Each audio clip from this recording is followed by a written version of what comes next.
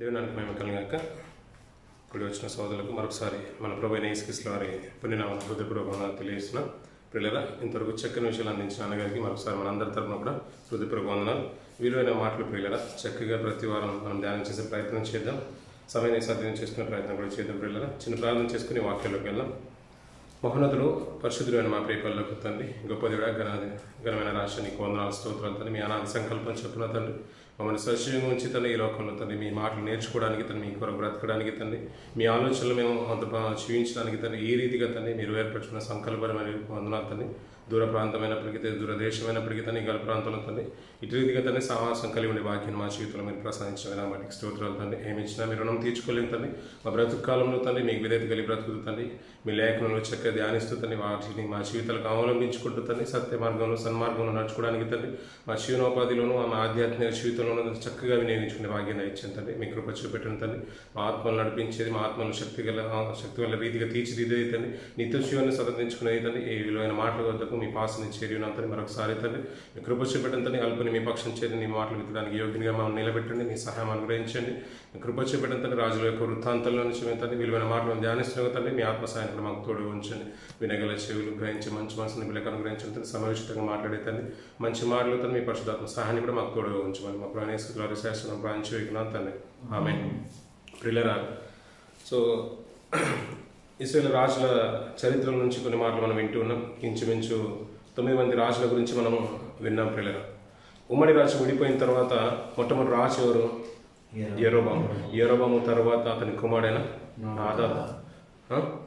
నాదాబు, బయేషా, ఏలా, Zimri, Omri, అహాబు, అహజ్యా, యెహోరాము. So ఇంతవరకు 9 మంది రాజుల గురించి మనం విన్నాం. సో చక్కగా మనం ఇలా వింటూ ఉంటే మనకు అవి నోటెడ్గా ఉండిపోతాయి. సో ఇజ్రాయెల్ రాజుల గురించి ఎన్ని సంవత్సరాలు జీవించారో కూడా మనం చెప్పగలుగుతాం ఇప్పుడు కదా. సో అవన్నీ నోటెడ్గా ఉంటే మనకు చక్కగా మనం ఎక్కడున్నా కానీ మనం మాట్లాడడానికి సామర్థ్యం మనకు దేవుడు అనుగ్రహిస్తాడు. చక్కగా ఈరోజు 10వ రాజైన ఏహు గురించిన మాటలు మనం వింటూ ఉన్నాం. ప్రకారం దానికంటే ముందుగా అతని గురించిన ప్రవచనం ఏ రీతిగా చెప్పబడిందో మొదటి రాష్ట్రాల గ్రంథము 19వ అధ్యాయం, అతని గురించి ఈ ప్రవచనం ఏ రీతిగా చెప్పబడిందో చూద్దాం పిల్లలు. 19వ అధ్యాయం 14వ వచనం నుంచి కొన్ని మాటలు చూద్దాం పిల్లలు. 14వ భాగం నుంచి. అందుకతడు ఇశ్రాయేలు వారు 2వ భాగం నుంచి నీ నిబంధనను త్రోసివేసి నీ బలిపీఠములను పడగొట్టి నీ ప్రవక్తలను ఖడ్గము చేత హతము చేసిరి. సైన్యములకు అధిపతి దేవుడు నాకు యెహోవా కొరకు మహారోషం గలవాడనై నేను ఒక్కడను మాత్రమే మిగిలి ఉండగా వారు నా ప్రాణము తీయుటకు చూచుచున్నారని చెప్పాను. ఈ సందర్భం అర్థమైంది పిల్లల. ఎవరంట ప్రవక్తలను చంపుతున్నది? నీ ప్రవక్తలను ఖడ్గం చేత హతము చేసిరి అంటున్నాడు. ఎవరు చంపుతున్నారు? అహాబు, యెజెబెలు యెహోవా ప్రవక్తల్ని చంపుతున్న కాలం. ఆ టైంలో, ఆ కాలంలో ప్రవక్తలలో ఒక్కడిగా ఏలియా ఉన్నారు దేవుని పక్షంలో. ఈ ఏలియాను కూడా చంపడానికి ప్రయత్నం చేస్తున్నాడు. మీ పక్షం నేను ఒక్కనే నిలబడి ఉన్నానని దేవుని యుద్ధ విన్నవించుకుంటున్నాడు. నువ్వు ఎందుకయ్యా ఇలా పారిపోయి వచ్చామంటే నేను రీజన్ చెప్తున్నాడు అన్నట్టు. యెజెబెలు చంపడానికి ప్రయత్నం చేస్తుంది, అందులో నేను తప్పించుకుని నేను ఒక్కనే నేను మిగిలి ఉన్నానని చెప్తున్నాడు. అప్పుడు యెహోవా చెప్తున్నాడు దానికి. అప్పుడు యెహోవా అతనికి సెలవిచ్చినది ఏమనగా, నీవు మరలి అరణ్య మార్గమున దమస్కునకు పోయి దానిలో ప్రవేశించి సిరియా దేశం మీద హజాయేలునకు పట్టాభిషేకం చేయము. ఇశ్రాయేలు వారి మీద నింషి కుమారుడైన యెహూకు పట్టాభిషేకం చేయము. పేర్లు జాగ్రత్తగా జ్ఞాపకం. ఇశ్రాయేలు వారి మీద నింషి కుమారుడైన యెహూకు పట్టాభిషేకం చేయము. నీ కుమారుగా ప్రవక్త యుండుటకు అబీమెలెకు వాడైన షాపాతు కుమారుడైన ఎలీషాకు అభిషేకం చేయమంటున్నాడు పిల్లలు. సో అంతవరకు సిరియా దేశాన్ని ఎవరు పరిపాలిస్తున్నాడు? బెన్హదద్ ఉన్నాడు. బెన్హదద్ రూలింగ్ లో ఉన్నాడు. సో బెన్హదద్ అనేది చాలా మందికి ఆ పేర్లు ఉన్నాయి. ఎవరైతే ఇప్పుడు ఫరో అంటాం కదా, ఐగుప్తుకు రాజు ఫరో అంటాం. ఎవరు రాజు అయినా ఫరోగా పిలువబడేవాళ్ళు. ఎవరు మనకు భారతదేశానికి ఎవరు ప్రధానమంత్రి అయినా వారిని ప్రధానమంత్రి అంటారు. సో పేర్లు వేరేగా ఉన్నా వారిని ఆ పలుకుతోని పిలిచేవాడు, షేక్ లాగా అన్నట్టుగా. అలాగే ఫరో అనేవాళ్ళు. వారికి పేరు ఏది ఉన్నా కానీ ఒక రాజు కాబట్టి ఫరో అని పిలిచేవారు. కొన్ని సందర్భాల్లో సిరియా రాజులను కూడా బెన్హదద్ అని ఎక్కువ పేర్లు ఉండేవి. అందరిని బెన్హదద్ అనేవాడు. అతని రూలింగ్లో ఉన్నారు ఏలియా గారు కూడా. ఇటు ఇజ్రాయేల్ పరిపాలన ఏమో అహాబు ఉన్నాడు, యెజెబెల్ ఉన్నారు. వీళ్ళు చేసిన జారత్వము, చిల్లంగితనము, ఇలాంటి దుష్టక్రియలు బాగా విపరీతమైన, చివరికి ఏలేగాన్ని చంపడానికి ప్రయత్నం చేస్తుంటే పారిపోతున్నారు. అప్పుడు దేవుని యొక్క ప్రవేశం వచ్చేసి మీరు చేయవలసింది ఒకటే పని, సిరియా దేశానికి వెళ్ళి, దమస్కు దేశానికి వెళ్ళి, సిరియా పట్టణానికి వెళ్ళేసి అక్కడికి వెళ్ళిన తర్వాత అక్కడ హషయేలును పట్టాభిషక్తునిగా చేయి సిరియా దేశానికి. ఆ తర్వాత నిమిషి కుమారుడైన ఏహుకును కూడా పట్టాభిషక్తునిగా చేయమంటాడు. ఎక్కడ? ఇజ్రాయేల్ వారికి. కానీ ఇక్కడ రూల్ ఎవరు ఉన్నారు? అహాబు రూలింగ్ లో ఉన్నాడు. సో అహాబు తదనంతరము అతని కుమారుడు వచ్చేసాడు. ఎవరు? అహజ్య వచ్చేసాడు. అహజ్య తర్వాత ఎవరు వచ్చారు? యెహోరాము వచ్చేసాడు. యెహోరాము తర్వాత ఆ కాలంలోనే ఏలియా గారు చనిపోయిన తర్వాత అతని ఎవరిని పట్టాభిషక్తిగా చేసి అభిషేకించాడు? ఎలీషా గారిని అభిషేకించాడు. ఏలియా గారు చనిపోతున్న కాలంలోనే. తన తదనంతరం సేవకునిగా, పరిచారకునిగా చేసిన తర్వాత, ప్రవక్త లోకునిగా చేసిన తర్వాత, ఎలీషా గారు ఇప్పుడు ప్రవక్తగా ఉన్న కాలంలో యెహోరాము రూలింగ్ లో ఉన్నాడు. అతను చేసే క్రియలు ఇంకా దుర్మార్గంగానే ఉన్నాయి కాబట్టి అప్పుడే ప్రవక్తలోకి పంపించేసి, ఎలీషా గారు ప్రవక్తలోకి పంపించేసి, తన శిష్యుల్లోకి పంపించేసి, నిమిషి కుమారుడైన యెహోషాపాతు కుమారుడైన ఏహుకు పట్టాభిషక్తునిగా చేయమంటాడు. ఆ మాట కూడా చూద్దాం. రెండవ రాజుల గ్రంథము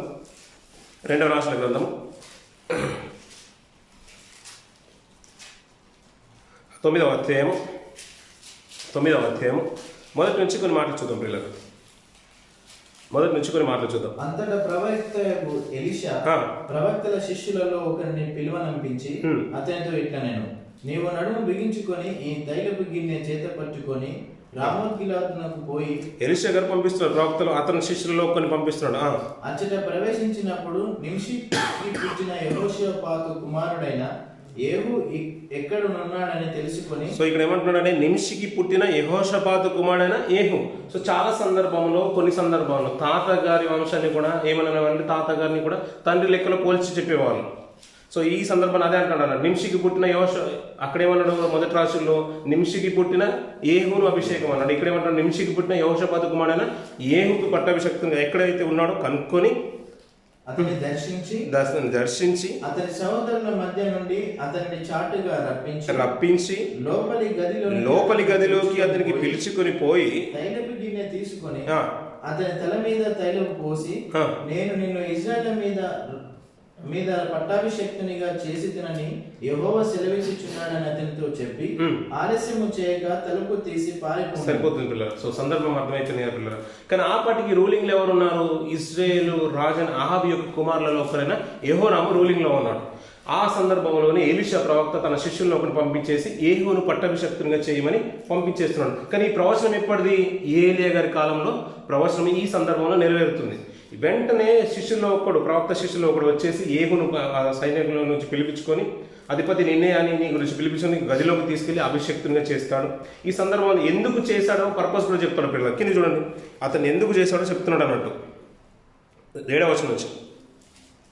కాబట్టి నా సేవకులైన ప్రవక్తలను హతము చేసిన దానిని బట్టి యెహోవా సేవకులందరినీ హతము చేసిన దానిని బట్టి యెజెబెలునకు ప్రతీకారము చేయునట్లును నీవు నీ యజమానుడైన అహాబు సంతతి వారిని హతము చేయము అంటున్నాడు పిల్లలు. పర్పస్ ఏందో చెప్పేశాడు. అంటే యెహోవాను ఎందుకు పట్టాభిషక్తునిగా అభిషేకిస్తున్నాడు ప్రవక్త చెప్తున్నాడు అన్నట్టు. ఎందుకు? యెజెబెలు ఆపటికి ఇంకా బ్రతికే ఉంది. అహాబు యొక్క భార్య ఆపటికి బ్రతికే ఉంది. అహాబు చనిపోయాడు, తన మొట్టమొదటి కుమారుడు అహజ్య చనిపోయాడు, తర్వాత రెండో కుమారుడు యెహోరాము కాలంలో ఇంకా యెజెబెలు బ్రతికే ఉంది. సో ఏహును పట్టాభిషక్తునిగా చేయడానికి కారణం ఏం చెప్తున్నాడంటే, తను ఏం చేసిందంటే దేవుని యొక్క సేవకులను చంపేసింది, అందుకే అలాగే ప్రవక్తలను కూడా చంపించేసింది. దీని కారణం బట్టి ఏహుని ఎన్నుకుంటున్నాను, నువ్వు చేయవలసింది ఏంటంటే అతని సంతానాన్ని సంపూర్ణంగా నాశనం చేయమంటున్నాను. ఈ సందర్భంలో చాలా అరుదుగా చూస్తాం బైబిల్ గ్రంథంలో. ఒక పర్పస్ మీద వ్యక్తులు వచ్చిన వాళ్ళు చాలా మంది తక్కువగా కనబడతారు. ఎవరెవరు ఉన్నారు అలా? ఒకసారి జ్ఞాపకం చేసుకోండి. ఒక పర్పస్గా అర్థమవుతుంది కదా. అంటే ఈ కార్యక్రమం చేయడానికి దేవుడు వారిని ప్రవేశపెట్టినట్టుగా బైబిల్ ఎవరైనా ఉన్నారు అలాగే? ఒక సందర్భాన్ని నేను జ్ఞాపకం చేస్తాను. ఎవరున్నారు చెప్పాలా? సంసోను గారు ఉన్నారు. అతను ఎందుకు? ఫిలిష్తీయుల నుంచి విడిపించడానికి మాత్రమే ఆయన పర్పస్లో వచ్చేసాడు. అలాగే యోహాన్ గారు ఉన్నారు, బాప్తిసం ఇచ్చే యోహాన్ గారు. ఎందుకు వచ్చారు?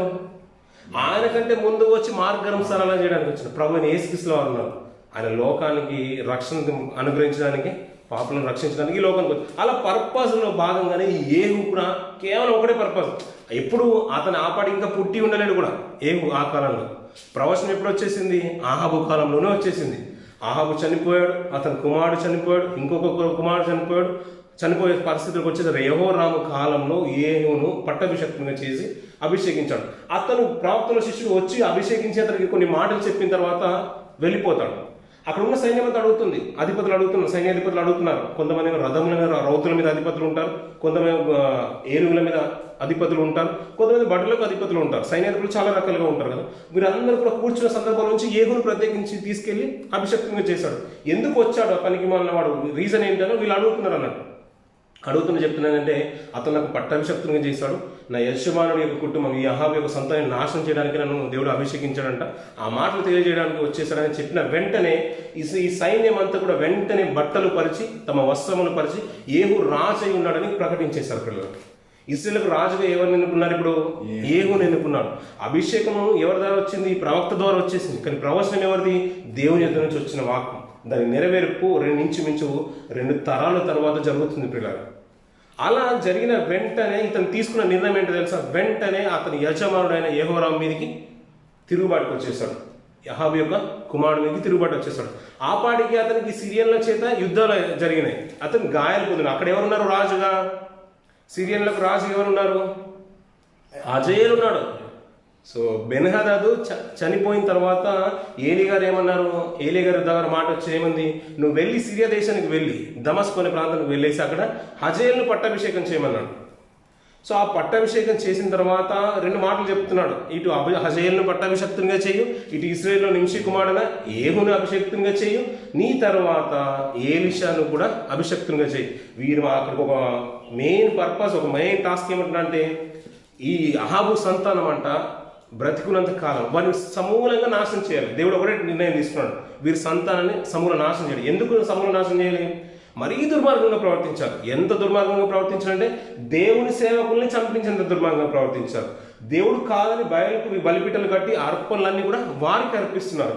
ఇలాంటి దుర్మార్గం. అంతేకాకుండా మనం ఏమనుకున్నాం? రాజులకు కొన్ని నియమాలు ఉన్నాయి. అన్య స్త్రీలను పెళ్లి చేసుకోకూడదు, ఐగుప్తుకు తిరిగి చూడకూడదు, విస్తారంగా వెండి బంగారాలు సంపాదించుకోకూడదు, ధనం మీద గుర్రాల మీద ఆస్తులు ఉండకూడదు, అంతగా ఆస్తి ఉండకూడదు. ధర్మశాస్త్రాన్ని తునీకరించేసి బయలుకు పూజిస్తున్నారు వీరు. అందుకని దేవుడు ఒకటే అనుకున్నాడు, అమాయకుల ప్రాణాలను తీస్తున్నారు కదా, వీరి సంతాన్ని సమూలంగా నాశనం చేయాలనుకున్నాడు. హజాయేలుతో ఒకవేళ సిరియన్లతో వీరి యుద్ధానికి నేను వారిని లేపుతూ ఉంటాను. సిరియన్లను ఎప్పుడు ఇజ్రాయెల్ మీదకి యుద్ధానికి వెళ్ళడానికి. ఆ సిరియన్లు వచ్చి యుద్ధం చేసినప్పుడు అందులో తప్పించుకున్న వారిని అందులోనే చనిపోవాలి. దేవుని యొక్క ఉద్దేశం ఏంటంటే శత్రువు దాడి చేసినప్పుడే ఈ అహాబు యొక్క సంతానం నాశనం అయిపోవాలి. ఒకవేళ అందులో తప్పించుకుంటే ఇప్పుడు ఇజ్రాయేళ్లకు లేపుతున్న ఈ ఏహు ఉన్నాడు కదా, ఏహు ఖడ్గం వారిని చంపేస్తుంది. ఒకవేళ ఏహు కనుక వారిని క్షమించి దయతలిచి మార్పు పొంది ఒకవేళ వారిని వదిలేస్తే ప్రవక్తల్లో ఒకడైనా ఏలీషా చంపేయాలి అని ఒక ముందే నిర్ణయం చెప్పేశాడు. ఇలా వెంటనే సైన్యంలో ఏహును అభిషేకించడం, ఇతను యెహోరాము మీదకి తిరుగుబాటు చేయడం, ఆపాటికి యుద్ధంలో హజాయేలు దగ్గర గాయాలైపోయి తప్పించుకొని మరణపడక మీద ఉన్నాడని చెప్పొచ్చు. ఇంకా అంటే కొన్ని గాయాలైన కడుక్కోవడానికి వచ్చేసాడు. అది అలా గాయాలు కట్టుకోవడానికి వచ్చిన సందర్భంలో ఇతను తిరుగుబాటు చేసేసాడు. ఎవరు? ఈ ఏహు సైన్యం అంతా వెంటబెట్టుకొని యజమాను మీదకి తిరుగుబాటు చేశాడు. ఇలా యజమాని మీదకి తిరుగుబాటు చేసిన వారు ఎవరు ఉన్నారు? అంతకుముందు జిమ్రీ ఉన్నాడు. జిమ్రీ అతని యజమాని మీద తిరుగుబాటు చేశారు. ఎక్కడ? అర్సా ఇంట తిర్సా అనే పట్టణంలో మత్తుడే ఉన్న ప్రాంతంలో మద్యం తాగి ఉన్నాడు. ఎవరు? ఏరా. మత్తుడే ఉన్నప్పుడు ఈ జిమ్రీ కుట్ర చేసి అతను చంపేశాడు. అలాగే ఈ ఏహు కూడా దేవుని యొక్క వాక్కు నెరవేర్పు కొరకు దేవుడు ఒక సాధనంగా వాడుకుంటున్నాడు. ఈ ఏహును వెంటనే యెహోరామును గురి చూసి కొట్టడం, అతను చనిపోవడం, అతన్ని పరామర్శించడానికి వచ్చాడు యూదా రాజ్యంలో నుంచి అహజ్యా. వీరందరూ కూడా బంధువులే కదా. అహజ్యా పరామర్శించడానికి వచ్చేసాడు. అతన్ని కూడా విడిచిపెట్టకుండా అతన్ని కూడా చంపినట్టుగా మనం చూస్తాం. అక్కడ 2 రాజులు హతమైపోతున్నారు. ఎవరెవరు? ఇశ్రాయేలుకు అప్పటికి రాజుగా ఉన్న యెహోరాము చనిపోతున్నాడు. యూదా రాజ్యానికి రాజుగా ఉన్న అహజ్యా కూడా చనిపోతున్నాడు. పిల్లలు, ఈ నాబోతు రక్తాన్ని ఎక్కడైతే చిందించారో అదే ద్రాక్ష తోటలో ఈ యెహోరాము శవాన్ని అక్కడ పడేస్తారు. పిల్లలు, దేవుని యొక్క మాట ఏముంది? చాలా సందర్భాల్లో వింటాం. మన బాయష కుటుంబంలో చూస్తాం, యెహోరాము కుటుంబంలో చూస్తాం. ఏమని అంటాడు? పట్టణంలో చనిపోతేనేమో కుక్కలు ఆహారం అవుతుంది, కుక్కలు నాకుతాయి రక్తాన్ని. ఒకవేళ పట్టణం వెలుపల బయటి భూమిలో కనుక చనిపోతే ఆకాశ పక్షులకు ఆహారం అవుతుంది. ఇలా నాబోతు ద్రాక్ష తోటలోనే ఈ యెహోరామును పడవేస్తాడు. దేవుని ప్రవచనం ఎలా ఉంటుంది, పక్కాగా అమలు అవుతుందనడానికి దీనికి ఒక కారణం ఇది. ఇది ఒక సూచనగా మనం తీసుకోవచ్చు. ఇలా యెహోరాము చనిపోవడం, ఆ తర్వాత యూదా రాజైన అహాజీ చనిపోవడం మనం చూస్తుంటాం. ఇరువురు రాజులను చంపిన తర్వాత ఈ మన గత వారంలో కూడా మనం మాట్లాడుకున్నాం, అహాజియా తండ్రి ఎవరు, యూదా రాజు యొక్క తండ్రి ఎవరు, అహాజీ యొక్క తండ్రి యెహోరాము యొక్క కుమారుడు అహాజీ. యెహోరాము యొక్క తండ్రి ఎవరు, యెహోషాపాతు నీతిగా బ్రతికిన కారణాన్ని బట్టి, అంటే యెహోవాను శ్రద్ధగా వెతికాడు ఎవరు, యెహోషాపాతు. అందును బట్టి ఈ అహాజీ యొక్క శవాన్ని తిరిగి యెరూషలేముకు పంపిస్తారు. సో అహాజ్యాను శ్రద్ధగా, అంటే యెరూషలేములో రాజుగా పరిపాలించినప్పుడు యెహోషాపాతు శ్రద్ధగా యెహోవాను వెతికాడు కాబట్టి తన తండ్రి అయిన అతన్ని బట్టి ఈ శవాన్ని పంపించాడు. తన తండ్రి చివరికి చెప్పుకుంటే యెహోరాము అతని తండ్రి, కానీ తన తాత పేరు కూడా ప్రస్తావనకు వస్తుంది కొన్ని సందర్భాల్లో, అంటే వంశంలో పెద్ద కాబట్టి. అలా తన శవాన్ని తిరిగి పంపించినట్టు మనం చూస్తాం. ఇలా వీరందరినీ ఇద్దరు రాజుల్ని చంపిన తర్వాత యెజ్రెయేల్ అనే షోమ్రోను పట్టణానికి ఏహు సైన్యంతో పాటు వెళ్తారు. అతను వచ్చిన వార్త ఎవరికి తెలుస్తుంది, యెజబెలుకు తెలుస్తుంది. ఆమె కిటికీలో శిరవాలను ధరించి అంత ముఖం అంతా కూడా మేక వేసుకొని వచ్చి కిటికీలో నుంచి చూస్తూ తక్షణం అంటుంది, జిమ్రీ వంటి వాడా అంటారు అన్నట్టు. జిమ్రీ ఏం చేశాడు, యజమాని మీకి కుట్ర చేసి తిరుగుబాటు చేసి యజమాని అంటే రాజును చంపాడు అన్నట్టు, ఏలాను చంపాడు జిమ్రీ. సో జిమ్రీ వంటి వాడా అంటుంది అన్నట్టు. ఎందుకు, ఈ ఏహు కూడా ఏం చేశాడంటే తన యజమానిని చంపేశాడు, యెహోరాముని. అలా చంపిన వెంటనే అక్కడ నుంచి ఏహు కిందుండి చెప్తున్నాడు, నా పక్షంలో ఉన్నవారు ఎవరు ఉన్నారు అనే వరకు ఇద్దరు ముగ్గురు సేవకులు చూడగానే దాన్ని తీసి పడేయమంటాడు. పై అంతస్తుల నుంచి తనను త్రోసి వేస్తారు పిల్లలు. అక్కడే పడిపోతుంది, చిన్న తునకలు అయిపోతుంది. అతని రక్తం గుర్రముల మీద గోడల మీద చిందిపోతుంది ఆ రక్తం.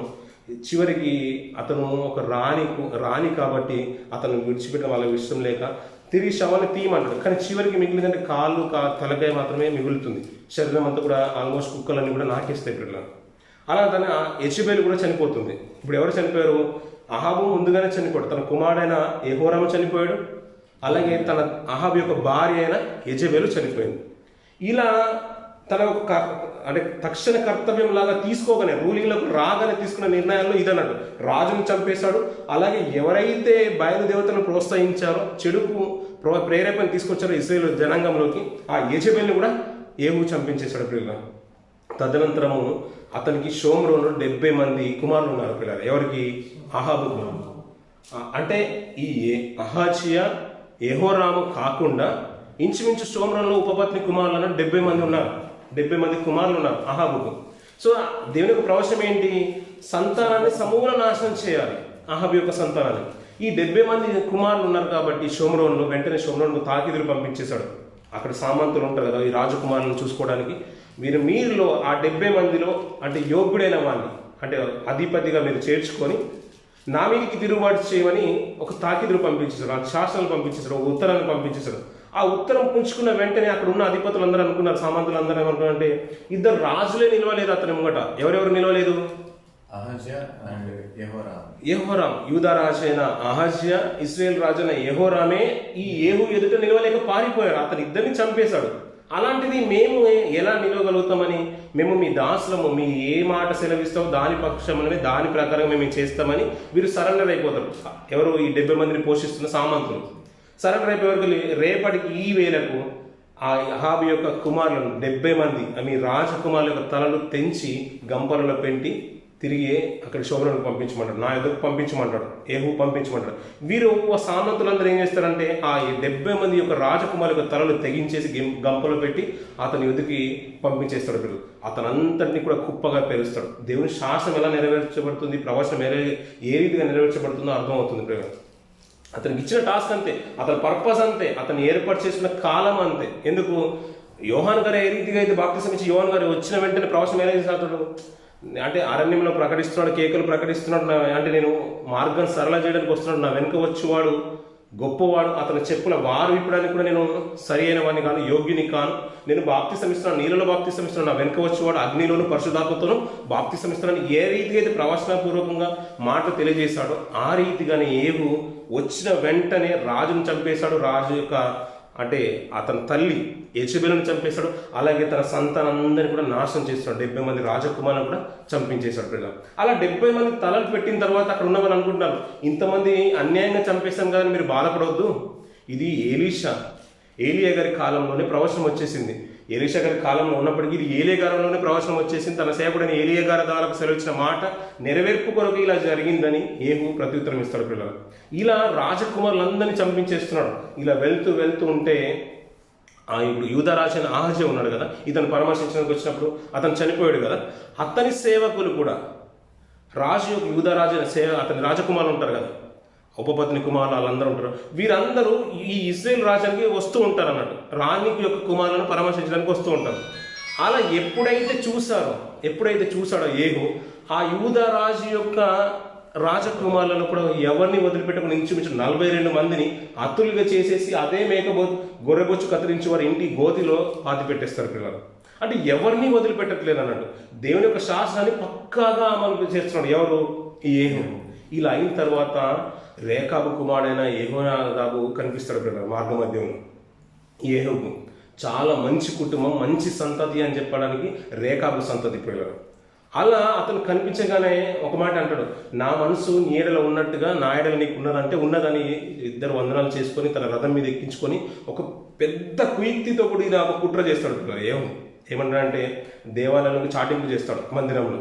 రేపటి దిన అంటే బయలునకు అర్పణలు చేయాలి, బయలునకు విగ్రహాలు ఉన్నాయి కదా, బయలు దేవత స్తంభం ఉంది కదా, బయలు గుడులు ఉన్నాయి. ఎందుకంటే యెజబెలు కట్టించేసింది, ఇది అహాబు కట్టించేశాడు. అందులో మనకు బయలునకు అర్పణలు అర్పిద్దాం, రేపటి అర్పణలు. అందుకని మీరు ఏం చేయాలంటే బయలు ప్రవక్తలందరినీ కూడా రప్పించేది, ఎవరు కూడా మిస్ అవ్వకుండా అందరూ రావాలి, కంపల్సరీగా రావాలని అందరికి ఇన్విటేషన్ ఇస్తారు పిల్లలు. ఈ రేకాబు కుమారుడైన యెహోనాదాబు అతనితో పాటే ఉంటాడు. ఇలా వీరందరినీ కూడా పోగేస్తాడు, ఎవరిని, బయలు ప్రవక్తలందరినీ పోగించేసేసి అక్కడ ఎవరు ఉండొద్దు. ఒకప్పుడు యెజబెలు అహాబు గొప్పగా బలులు అర్పించేశారు కదా, ఎవరికి, బయలునకు. అంతకంటే గొప్పగా నేను బలులు అర్పిస్తానని ఒక ప్లాన్ వేశాడు, ఒక మాస్టర్ ప్లాన్ వేసేసి బయలు ప్రవక్తలందరినీ కూడా పోగేస్తాడు దేవత స్తంభంలో. ఇంచుమించు 80 మంది 70 మంది సేవకులను బయట పెట్టుకుంటాడు. వీళ్ళందరూ వచ్చిన తర్వాత యెహోవా ప్రవక్తలు ఇక్కడ ఎవడైనా కూడా ఒక్కడైనా ఉండకూడదని యెహోవా ప్రవక్తలందరూ కూడా తరిమేస్తాడు. యెజబెలు ప్రవక్తలందరినీ కూడా పోగేస్తాడు. ఆ దేవాలయం నిండా బయలు ప్రవక్తలు మాత్రమే ఉంటాడు, యెజబెలు ప్రవక్తలు మాత్రమే ఉంటారు. వీరందరినీ వచ్చిన తర్వాత వారికి వస్త్రాలు ఇచ్చేసి చక్కగా చూసుకుంటాడు. ఇందులో ఎవరు యెహోవా ప్రవక్తలు లేరు కదా అని కన్ఫర్మ్ చేసుకున్న తర్వాత వెంటనే బయట ఉన్న 70 మంది 80 మంది సేవకులతో అంటాడు, ఈ ఉన్న ప్రవక్తలను ఎవరిని కూడా ప్రాణంతో వదిలిపెట్టద్దు, ఎవరిని ప్రాణంతో వదిలి, ఒకవేళ ఎవరైనా తప్పించుకుంటే అతనికి మారుగా పోనిచ్చిన వారిని ప్రాణం తీసేస్తారని ఒక వార్నింగ్ ఇస్తాడు. వీరందరూ ఏం చేస్తారంటే ఆ పోగైన బయలు ప్రవక్తలందరినీ కూడా చంపేస్తారు పిల్లలు, కత్తి వాళ్ళు. ఆ బయలు గుడిని, దేవత స్తంభాన్ని పూర్తిగా సమరనాశనం, ధ్వంసం చేసేస్తారు. అంటే ఏవు తీసుకున్న నిర్ణయాల్లో అద్భుతమైన ప్రణాళిక ప్రకారంగా ఇలాంటి నిర్ణయాలు తీసుకున్నాడు పిల్లలు. దేవుడు వెంటనే, అంటే ఇలాంటి నిజంగా ఒక దేవునికి ఉన్న ఆలోచన, దేవుని యొక్క మనసులోకి వెళ్ళేసి తన ఆలోచనలోకి వెళ్ళేసి మనం ఆలోచిస్తాం చూడు, దేవుడు చాలా సంతోషిస్తాడు. ఎంత దుర్మార్గుడు అయినప్పటికీ అతను పూర్తిగా దేవుడిని అవలంబించకపోయినప్పటికీ కొన్ని కార్యక్రమాలు చేసినా కానీ దేవుడు చాలా సంతోషిస్తాడు పిల్లలు. అందుకే తక్షణమే దేవుడు అన్న మాట చూడండి పిల్లల. దేవుడు రాసులు, అదే 2వ రాసులు 10వ అధ్యాయం 26వ వచనం నుంచి కొన్ని మాటలు చూడండి పిల్లలు. బయలు గుడిలోని నిలువు విగ్రహములను బయటికి తీసుకొని వచ్చి వాటిని కాల్చివేసి మరియు బయలు ప్రతిమను గుడిని క్రింద పడగొట్టి దాన్ని పెంట ఇల్లుగా చేసిరి. నేటి వరకు అది అలాగే ఉంది. అంతకన్నా ముందే వారు అందరినీ హతం చేసేసారు, బయలు విగ్రహాన్ని కూడా కూలి చేశారు, దేవతా స్తంభాలని అన్ని కూడా నాశనం చేశారు. అది ఆ ఇల్లును, అంటే ఆ ప్రతిమ యొక్క గుడిని పంట ఇల్లుగా చేసేసారు. ఈ ప్రకారం ఏహు బయలుదేవతను ఇశ్రాయేలు వారి మధ్య ఉండకుండా నాశనం చేశారంట పిల్లలు. కంప్లీట్గా బయలు యొక్క దేవత విగ్రహాలను లేకుండా ఒక మంచి నిర్ణయం తీసుకొని పూర్తిగా నాశనం చేశాడు. ఆ తర్వాత అంటాడు, ఈ ప్రకారం ఇదైన తర్వాత అయితే ఇశ్రాయేలు వారు పాపం చేయుటకు నెబాతు కుమారుడైన యెరోబాము కారకుడైనట్లు ఏహు కూడా అందుకు కారకుడై బేతేలు, దాను అను స్థలమందున్న బంగారుదులను అనుసరించుట మానలేదు. సో అతను చేసిన నిర్ణయాలు, ప్రణాళికలు చాలా బాగున్నాయి. కానీ చివరికి ఏంటంటే బయలు యొక్క దేవతలను తీసేశాడు, విగ్రహాలను కూల్చేశాడు, బయలు ప్రవక్తలను కూడా సమూలంగా నాశనం చేశాడు, అందరినీ చంపించేశాడు. కానీ నెబాతు కుమారుడైన యెరోబాము, ఫస్ట్ ఇశ్రాయేలుకు రాజు ఉన్నాడు కదా, ఉమ్మడి రాజ్యం విడిపోయిన తర్వాత ఆ యెరోబాము 2 బంగారు దూడల్ని చేస్తాడు. ఎక్కడ? బేతల్లో ఒకటి, దానిలో ఒకటి. వాటిని అనుసరించడం మాత్రం ఈ రాజు మానుకోలేదంట. అంటే దానికి కూడా అర్పణలు అర్పించడం, దానికి మొక్కడము, నమస్కరించడం, ప్రతిమకు ఇలాంటి కార్యక్రమాలు మానుకోలేదట. చివరికి దేవుడు మాట్లాడుతున్నాడు చూడండి పిల్లలు. కావున యెహోవా ఏహూతో ఇలాగూ సెలవిచ్చాను, నీవు నా హృదయాలోచన అంతటి చెప్పున అహాబు కుటుంబులకు చేసి నా దృష్టికి న్యాయమైన దానిని జరిగించి బాగుగా నెరవేర్చితివి గనుక నీ కుమారుల 4వ తరం వరకు ఇశ్రాయేలు రాజ సింహాసనం మీద ఆసీనులగుదురు అంటున్నారు పిల్లలు. ఎంత గొప్ప భాగ్యం పిల్లలు. దావీదు గారు ప్రవర్తన చాలా బాగుండే పట్టుకెళ్ళి, ఎంత బాగుంటే దేవుడు ఆ మాట అంటాడు. ఏమన్నాడు దేవుడు? ఆయన ఒక సింహాసనం అంట తరతరములకు నిలుస్తుందంట, చివరి వరకు అతను ఒక దీపాన్ని ఉండనిచ్చేదను అంటాడు. దావీదు గారు చాలా మంచిగా బ్రతకాడు, దేవునికి ఇష్టానుసారంగా బ్రతకాడు. అందుకని అంటే నీ కుమారులు, నీ సంతానంలో ఒక రాజ్యాన్ని, అంటే యూదా గోత్రాన్ని, యూదా రాజ్యాన్ని చిరస్మరణంగా ఇచ్చారు. ఆ గోత్రం నుంచి ప్రవణేశ్వరు కూడా రావడం జరిగింది కదా. ఈ రాజు ఏవు కొన్ని కార్యక్రమాలు చేశాడు. ఏమని? ఇశ్రాయేలు యొక్క అహాబు దుర్మార్గంగా ప్రవర్తించిన పాలనలో అతని కుమారులందరూ కూడా నాశనం చేశాడు. యెజెబెలును చంపించేశాడు. అతనికి పుట్టిన 70 మంది కుమారులను చంపించేశాడు. అతనికి సహకరించిన రాజులందరినీ చంపించాడు. అతని సంతానాన్ని సమూల నాశనం చేశాడు. బయలు ప్రవక్తలను చంపించేశాడు. బయలు దేవతా స్తంభాన్ని పూర్తిగా సమూల నాశనం చేశాడు. ఈ కార్యక్రమాలు చేసిన దాన్ని బట్టి దేవుడు మెచ్చుకొని, అంటే కంప్లీట్గా చేయలేదు, 100% దేవుని హత్తుకొని బ్రతకలేదు, కానీ ఈ కార్యక్రమాలు చేసిన దాన్ని బట్టి 4 తరాలు ఆఫర్ ఇచ్చేశాడు దేవుడు. నీవు చనిపోయిన తర్వాత నీ కుమారుడు ఉంటాడు, మళ్ళీ అతని తర్వాత ఇంకొక కుమారుడు, అతని మనమడు, ఆ తర్వాత నీ ముని మనమడు కూడా రాజ్య పరిపాలన చేస్తాడు. 4 తరాలు అతనికి గొప్పగా అవకాశం ఇచ్చేశాడు అతను తీసుకున్న నిర్ణయాన్ని బట్టి. చివరికి అంటున్నాడు చూడండి పిల్లలు. అయితే ఇశ్రాయేలు వారు పాపం చేయటకు కారకుడైన యెరొబోము చేసిన పాపలను ఏహు ఏమాత్రమును విసర్జించని వాడే ఇశ్రాయేలు దేవుడైన యెహోవా నియమించిన ధర్మశాస్త్రమును పూర్ణ హృదయంతో అనుసరించటకు శ్రద్ధాభక్తులు లేనివాడాయను అన్నాడు. సో దేవుడు ఇచ్చిన అవకాశం, ఆ మాట వచ్చింది కదా, నీ సంతానాన్ని 4 అంతలు, అంటే 4 తరం వరకు నేను ఇస్తానయ్యా, ఇశ్రాయేలు రాజులుగానే ఉంటారు వాళ్ళు. ఆ మాట విన్నప్పుడైనా తన ప్రవర్తన సరి చేసుకుని దేవునికి ఇష్టానుసారంగా బ్రతుకోవచ్చు. కానీ ఆ సద్వినియోగం చేసుకునే విషయంలో దుర్వినియోగం చేసుకున్నాడు. అక్కడి నుండి ఆ కాలం నుంచే సిరియన్లు వీరందరూ కూడా హషేలు ఉన్నాడు కదా, దేవునికి దేవుడే అతన్ని ప్రేరేపిస్తాడు, అతన్ని దేవుడు లేపుతూ ఉంటాడు, అతనికి గొప్ప గొప్ప విజయాలు ఇస్తాడు. కానీ ఇశ్రాయేలును దేవుడు ఆ కాలం నుంచి తగ్గించడం ప్రారంభిస్తాడు. ఇశ్రాయేలు యొక్క ప్రభావం, ఆ యొక్క గొప్పతనం ఆ కాలం నుంచి తగ్గుతూ పోస్తుంది. చివరికి ఈ ఏహు 28 సంవత్సరాలు పరిపాలించి హతుడైపోతాడు, చనిపోతాడు. 28 సంవత్సరాలు పరిపాలిస్తాడు.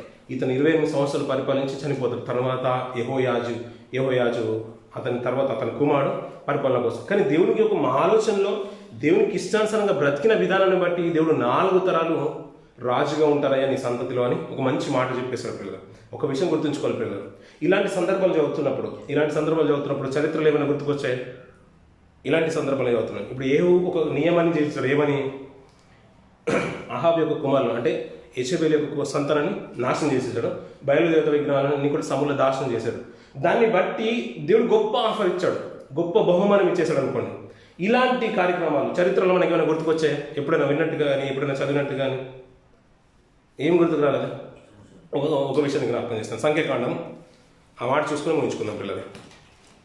సంఖ్యాకాండము 25వ అధ్యాయం 25వ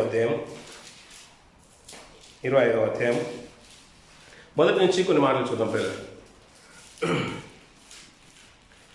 సంఖ్యాకాండము 25వ అధ్యాయం మొదటి నుంచి కొన్ని మాటలు పిల్లలు.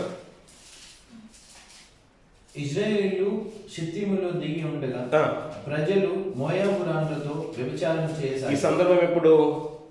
మోషే గారి కాలంలో వీరు పాలు తినని ప్రజల దేశానికి అరణ్య మార్గంలో ఉన్నారు. అంటే మార్గ మధ్యలో ఉండగా వీళ్ళు ఏం చేస్తారంటే మోయాబు రాణులతోని వ్యభిచారం చేస్తారంట. కిందికి చూస్తున్నారు. తమ దేవతల బయలులకు ప్రజలను పిలువగా వీరు భోజనం చేసి వారి దేవతలకు నమస్కరించి. వీరు ఏం చేశారంటే, ఎవరు వీరు అనగానే ఇశ్రాయేలు, యెహోవా జనాంగం, ఇశ్రాయేలు ప్రజాంగం, దేవుని మాట పిలుపు కొరకు వారి యొక్క మొర విని దేవుడు పాలు తినని ప్రపంచ దేశానికి నడిపిస్తున్నాడు ఐగుప్తు బానిసత్వంలో నుంచి కదా. మోషే గారిని ఎన్నుకొని వారికి అరణ్య మార్గంలో 40 సంవత్సరాల ప్రయాణంలో వీరు ఉన్నారు. అంతవరకు కావలసిన ప్రతి ఈవిని ఇచ్చేశాడు. ఆకాశం నుండి మన్నాను కురిపించాడు, బండ నుంచి నీళ్లు ఇచ్చేసాడు, తినడానికి మాంసం ఇచ్చేశాడు, చెప్పులు అరిగిపోలేదు, వస్త్రాలు వెలిసిపోలేదు పిల్లలు, అలాగే ఉన్నాయి. అలాంటి గొప్ప అద్భుతాలు చూస్తున్నప్పుడు వీళ్ళు ఎలా ఉండాలి? యోర్దాన్ నది దాటేశారు, ఎర్ర సముద్రము దాటేశారు, ఎన్నో అద్భుతాలు చూసేశారు కదా. ఇంకెలా ఉండాలి? ఇంకా పాపం చేస్తున్నారు. ఎలా అంటారు? మోయాబు రాళ్ళతోని వ్యభిచారం చేసాగరట. వారు స్త్రీలు తమను ప్రేరేపించగానే వీరు వెళ్ళి వారి బయలు దేవతల యొక్క అంటే ఆ విగ్రహాలకు పూజించిన దానిలో ఆ బయలు దేవతకు పిలువగా వీరు ఏం చేశారంటే దేవతలకు నమస్కరించేశారంట. అంతేకాదు వారు ఇచ్చిన ఆహారాన్ని పుచ్చుకున్నారంట. అప్పుడు యెహోవా కోపము ఇశ్రాయేలు బయలుపేరులో కలుసుకున్నందున వారి మీద యెహోవా కోపము రగులుకొనెను. అప్పుడు అంటున్నాడు యెహోవా మోషేతో ఇట్లా, నీవు నీ ప్రజల అధిపతులందరినీ తోడుకొని యెహోవా సన్నిధిని సూర్యునికి ఎదురుగా వారిని ఉరి తీయమంటున్నాడు పిల్లలు. ఈ సందర్భాన్ని గత వారంలో మనం జ్ఞాపకం చేసుకున్నాం, గుర్తుందా?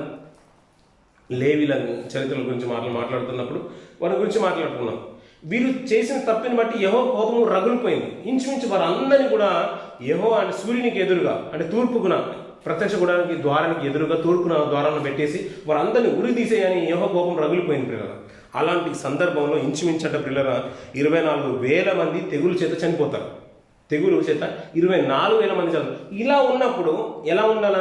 భయంతోనే ఉండాలి. అందరూ వధ జరుగుతుంది, అక్కడేమో రోదన శబ్దం వినబడుతుంది, చాలా మంది అంటే ఏడుస్తున్నారు, అంగలార్పు వినబడుతుంది, ఇంతమంది చనిపోతున్నారు. అలాంటి సందర్భంలో ఒక మిద్యాను స్త్రీని ఒకడు ఏం చేశాడంటే జిమ్రి అనే పేరు గల వ్యక్తి మిద్యాను స్త్రీ తీసుకొని వ్యభిచారం చేస్తున్నాడు.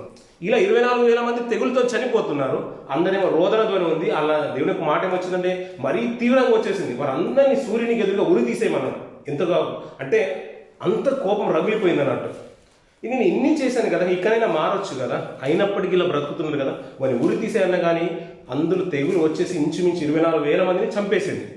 అలాంటి టైంలో అలాంటి సిచ్యువేషనే జరుగుతున్న సందర్భంలో ఒక స్త్రీని తీసుకొని వచ్చేసి మిద్యాను స్త్రీని కొజ్బి అనే ఒక వ్యక్తి స్త్రీని తీసుకొచ్చేసి ఈ జిమ్రి అనేటోడు తనతో వ్యభిచారం చేస్తాడు.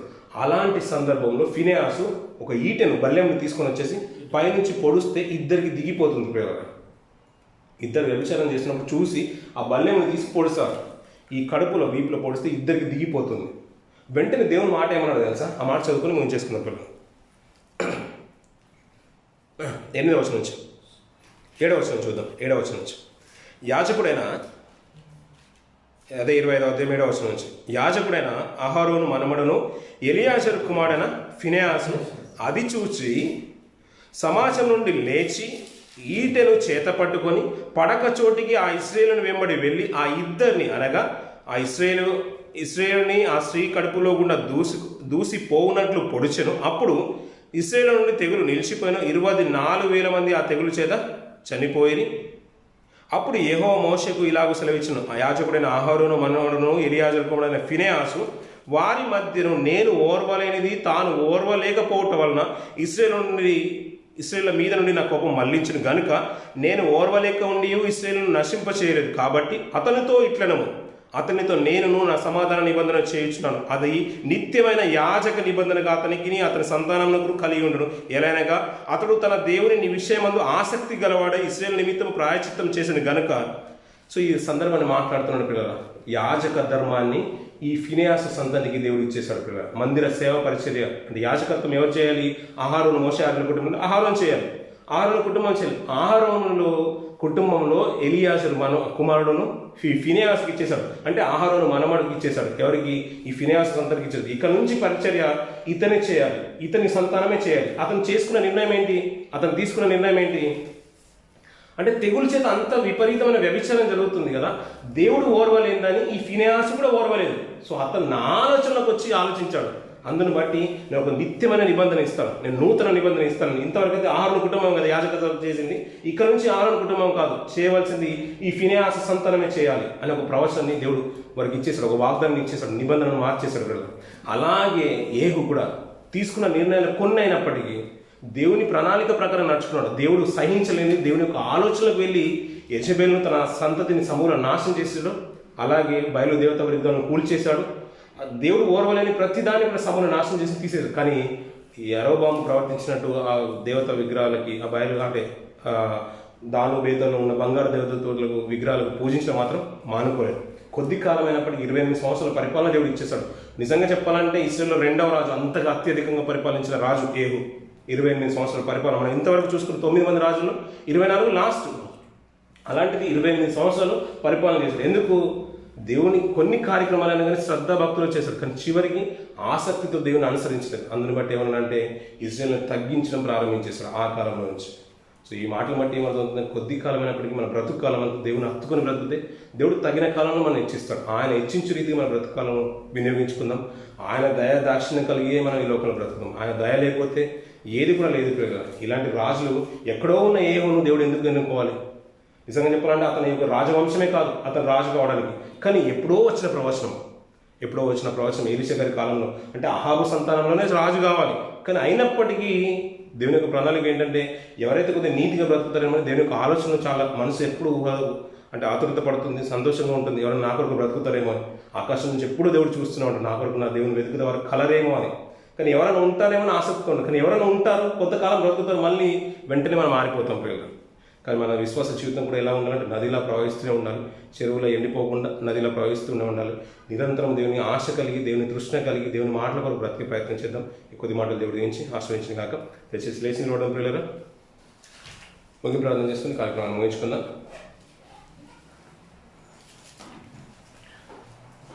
పరిశుద్ధులు మౌనతను మా ప్రియపల్లో తండ్రి, గొప్ప దేవుడా ఘనమైన రాష్ట్రాన్ని పొందాలి తండ్రి. ఈ రీతిగా తండ్రి ఈ రాత్రికాల సమయంలో తండ్రి సోదరులు మేము కూడి తండ్రి మీ మాట ధ్యానించడానికి మీరు కృప చూపెట్టవుతండి.